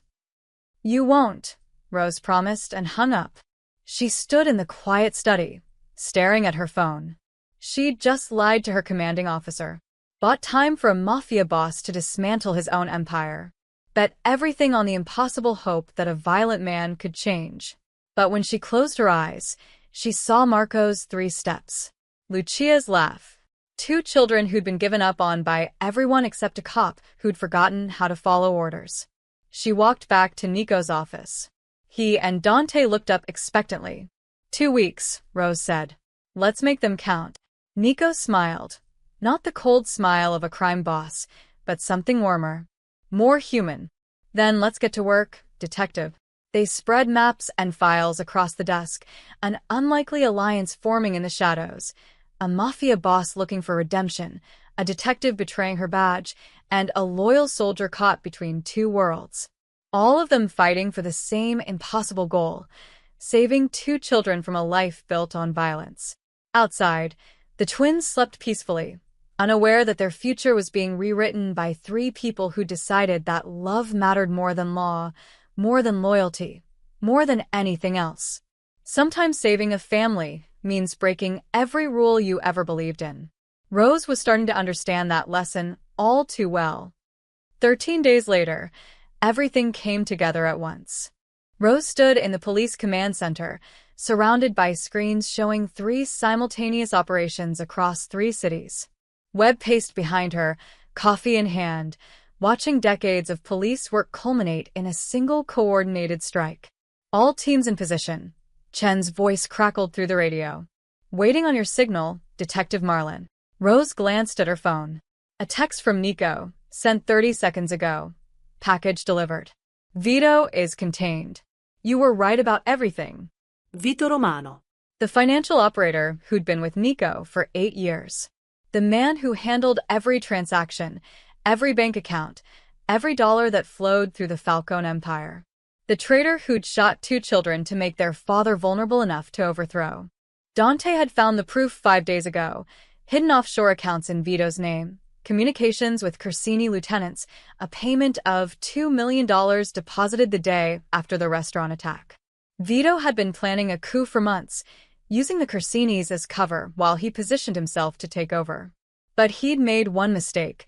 He'd underestimated how much a broken father would sacrifice for his children. Execute, Rose said into the radio. All teams go. The screens erupted with motion. Philadelphia, Harbor Docks. Nico's remaining loyal soldiers, led by Dante and Tony, hit the Corsini drug shipment exactly as planned. Not with violence. With cameras. With documentation. With evidence. They'd been tipped off by Nico himself, who'd spent 2 weeks feeding the Corsinis false information, making them think he was weak, distracted, ready to fall. The Corsinis had gotten sloppy, moving their largest shipment in months through a harbor that was suddenly crawling with federal agents. Rose watched the screen as FBI teams swarmed the docks. 70 kilos of heroin. 15 assault rifles. 3 Corsini family captains, all caught on camera coordinating the operation. Harbor team reports successful arrest, an agent called out. All primary targets in custody. 1 down. Miami, auction house. The Corsini's money laundering operation ran through a high-end art auction house in Miami. Rose had helped trace the financial records, Nico's files combined with her investigative skills creating an airtight case. Chun led the Miami team personally, executing a warrant during a private auction attended by Corsini family leadership. On screen, Rose watched federal agents flood the building, arresting 24 people in designer suits who'd been bidding on paintings that didn't exist. Miami team reports 23 arrests, including Vincent Corsini himself. Chen's voice came through. We've got him on 3 counts of murder, racketeering, and enough financial crimes to put him away for life. 2 down. New York, Corsini family compound. The final piece was the most dangerous. The Corsini's base of operations in upstate New York, a fortified compound where they coordinated everything. Nico had provided blueprints, security schedules, everything. Rose watched the tactical team breach the gates. No shots fired. Nico had leaked false information that pulled most of the security away, leaving the compound vulnerable. Within minutes, agents were inside, securing evidence, making arrests. New York team reports compound secured. 12 arrests. We're looking at enough evidence to dismantle the entire organization. Webb set down his coffee, staring at the screens in disbelief. How did you get all this? This is months, years of intelligence work. I had help, Rose said simply. From who? Before Rose could answer, her phone buzzed. Another text from Nico. It's done. I'm out. She stepped away from the command center, found a quiet corner and called him. It worked, Nico said when he answered. His voice sounded different. Lighter. The Corsinis are finished. Vito's been handed over to the FBI. I gave them everything on him too. Attempted murder of minors, conspiracy, fraud. He'll never see daylight again. And your organization? I met with the families this morning. Told them I'm stepping down. Turning everything over to a council of younger members who want to go legitimate. Construction, real estate, restaurants, all legal. They weren't happy, but they understood. Nobody wants the attention that comes with being the next target. Rose closed her eyes. You really did it. You actually gave it all up. It was never really mine to begin with. I was just holding on to it because I didn't know what else to be. Nico paused. The kids asked about you. When are you coming back? Soon. I need to handle things here first. Will there be charges? Against you? I don't know yet. Webb appeared beside her, arms crossed. We need to talk. Now. Rose hung up, faced her commanding officer. His expression was unreadable. 3 cities, Webb said quietly. 3 perfect operations. Intelligence we've been trying to gather for 5 years, and you delivered it in 2 weeks. He leaned closer. How? I made a deal, Rose said. With Nico Falcone. The silence was deafening. You made a deal. With a mob boss. While working undercover, Webb's voice was dangerously calm. Do you understand what you've done? I understand that 3 homicide cases just got solved. I understand that the Corsini organization, which has killed dozens of people, just got dismantled. I understand that we just seized 70 kilos of heroin that won't destroy families. And I understand, Rose met his eyes, that 2 paralyzed children are learning to walk again because someone decided they mattered more than protocol. Those children's father is a criminal. Was a criminal. He's cooperating fully. He's given up his entire operation. He's going legitimate. And in exchange, he gets immunity for nonviolent crimes and custody of his kids. Rose pulled out a folder, handed it to Webb. It's all here. The deal I negotiated. Everything documented. Everything legal. Webb opened the folder, scanned the contents. His expression shifted from anger to confusion to reluctant understanding. You went over my head, he said finally, directly to the U.S. attorney. I did what was necessary to protect innocent children and catch dangerous criminals. Isn't that what we're supposed to do? We're supposed to follow orders, even when those orders would get kids killed. Rose challenged. If you'd raided that mansion like you planned, the Corsinis would have struck during the chaos. Marco and Lucia would be dead. Maybe Falcone too. Maybe me. And we'd have arrested one mobster while letting an entire crime family walk free. Webb stared at the folder for a long moment. Finally, he looked up. The U.S. attorney signed off on this? Yes. Falcone's testimony and evidence are worth more than his prosecution. Especially since he's willing to leave the life completely. And you believe him? That he'll actually go straight? Rose thought about Nico sitting with his children. About the way he'd looked at them after they'd been attacked. About a man who'd given up 20 years of power for the chance to be a real father. Yes, she said. Ido. Webb closed the folder, handed it back. Then I guess we have a deal. But Rose. His voice hardened. You're done with undercover work. Permanently. What you did, lying to me, negotiating behind my back, making deals with criminals, that's not how we operate. I know. You'll be reassigned. Probably desk duty, for a year, while Internal Affairs investigates. Your career as a detective is effectively over. Rose had expected this. Accepted it. I understand. Do you? Because you just threw away everything you worked for. No, Rose said quietly. I saved it. I became a cop to protect people. That's what I did.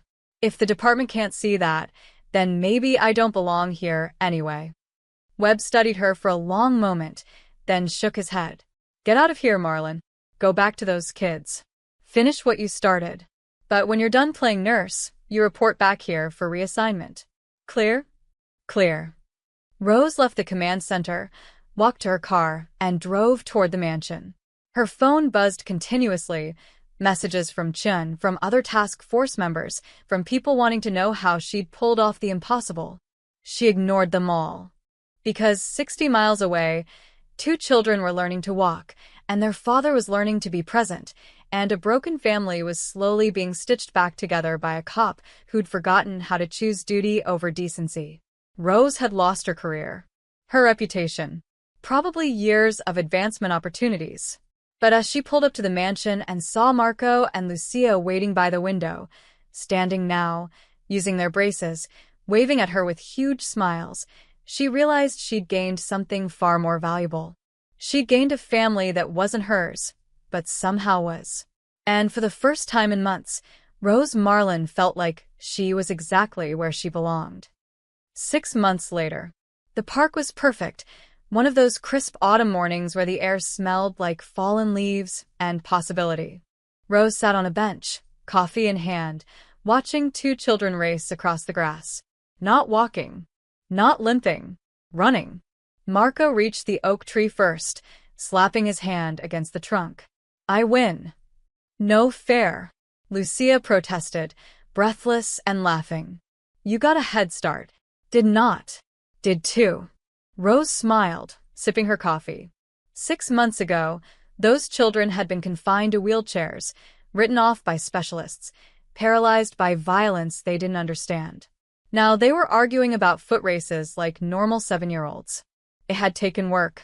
Months of physical therapy, of exercises that made them cry, of setbacks and small victories.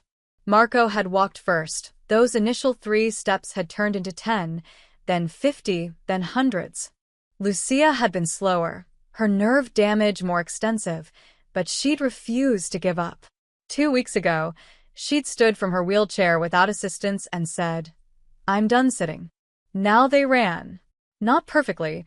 Marco's left leg still dragged slightly when he got tired, and Lucia needed ankle braces for stability, but they ran. They played. They were children again. Careful near the pond, called a voice from across the park. Nico Falcon walked toward them, carrying a small bag and wearing jeans. Actual jeans.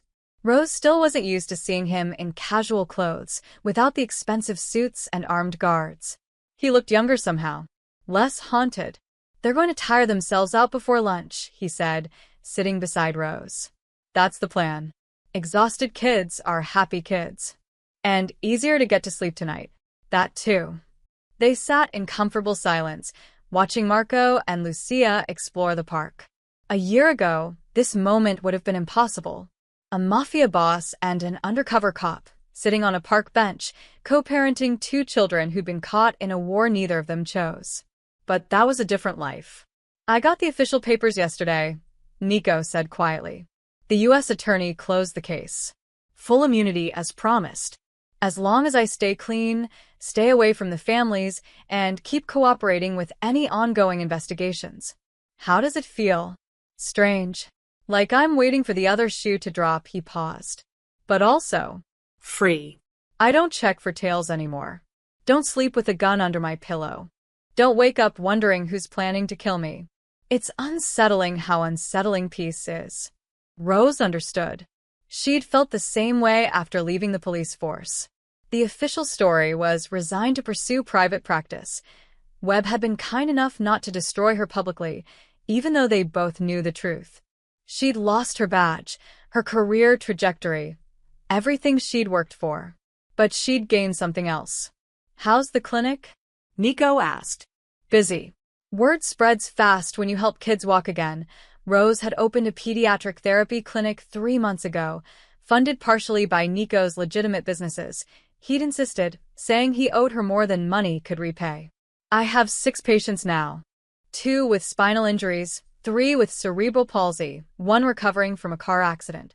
All of them making progress. Because you don't give up on them. Because I learned from 2 very stubborn children that impossible is just a word doctors use when they stop trying." Marco ran back to them, face flushed. "Can we have the soccer ball now? Please." Nico pulled it from the bag. "Defense this time. I'm tired of losing." "You're supposed to let us win," Lucia said, arriving beside her brother. "That's what dads do." "Where did you hear that?"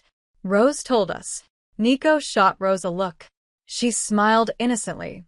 "I may have mentioned that good fathers sometimes adjust their game strategy to build their children's confidence. You're teaching them to exploit my parental guilt. I prefer to think of it as therapeutic relationship building." Nico laughed, a real laugh, unguarded and genuine, and headed onto the grass with the twins. Rose watched them play, marveling at how much had changed. Vito was serving 30 years in federal prison. The Corsini family had been dismantled, its leadership scattered or incarcerated. The drug shipments that once flowed through Philadelphia had dried up, at least from that particular source. And Nico Falcone, once one of the most feared men in the city, was playing soccer with his children in a public park, completely unprotected, completely at peace. "Rose," Lucia called. "Come play." "I'm the referee," Rose called back. "Someone has to keep score. You're just afraid we'll beat you too." Rose stood, setting down her coffee. "Oh, you did not just challenge me." She kicked off her shoes and jogged onto the grass. The twins squealed with delight, and for the next 20 minutes, they played. Badly, joyfully, with the kind of chaotic enthusiasm that only children possess. When Marco scored a goal between 2 jackets they'd placed as goalposts, he jumped, actually jumped, with his arms raised. Lucia hugged him, and Nico swept them both up, spinning them around until they screamed with laughter. Rose stood back, watching the scene, her heart full. This wasn't the ending she'd planned. It wasn't what the police department wanted, or what the prosecutors expected, or what anyone would write in a case file as success. But 2 children were running. A father was present. A family that had been broken by violence was being rebuilt by choice, by effort, by love. Sometimes justice looked like handcuffs and prison sentences. Sometimes it looked like a little girl laughing as her father spun her around in a park. Rose had spent 6 years as a cop believing she knew the difference between right and wrong, legal and illegal, duty and betrayal. Then she'd met 2 paralyzed children and realized that sometimes the most moral choice was the one that broke all the rules.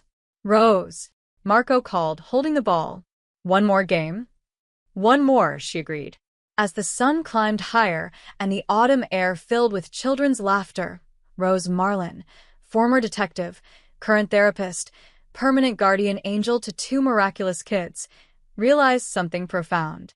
She'd been sent into the Falcone mansion to destroy a criminal empire. Instead, she'd saved a family, not from the law, but from themselves, from grief and guilt and the violence that had defined them. And in saving them, she'd somehow saved herself. The official story would never be told. The task force would take credit for the Corsini takedown, Nico would remain a footnote in closed case files, and Rose would be remembered, if at all, as the detective who'd resigned under mysterious circumstances. But here, in this park, with these children running on legs that everyone said would never work, the truth was written in every step, every laugh, every moment of impossible joy. Some victories couldn't be measured in arrests or convictions. Some victories looked like a 7-year-old girl racing her brother to an oak tree.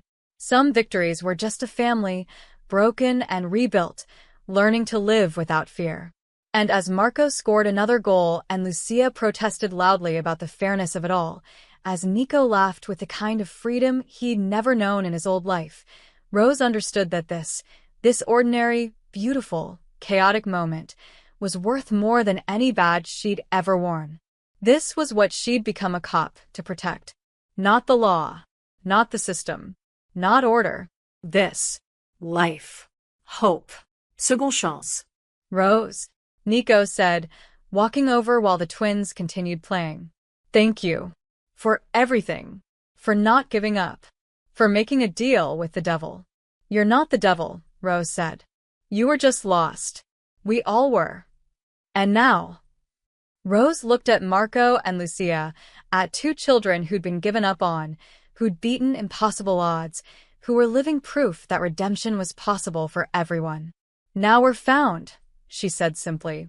Nico smiled, and together they watched the twins play until the sun began to set, and it was time to go home. Not to a fortress, not to a prison, just home, where a family, imperfect, unconventional, stitched together by a cop who'd forgotten how to follow orders, was learning what it meant to truly live.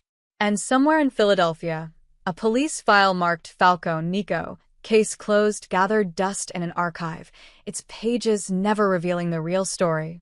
The story of two paralyzed children who learned to run. The story of a mafia boss who learned to be a father. The story of a detective who learned that sometimes saving people meant breaking every rule she'd ever believed in. Their story wasn't one of mafia legend. It was something better. It was a story of hope. The end.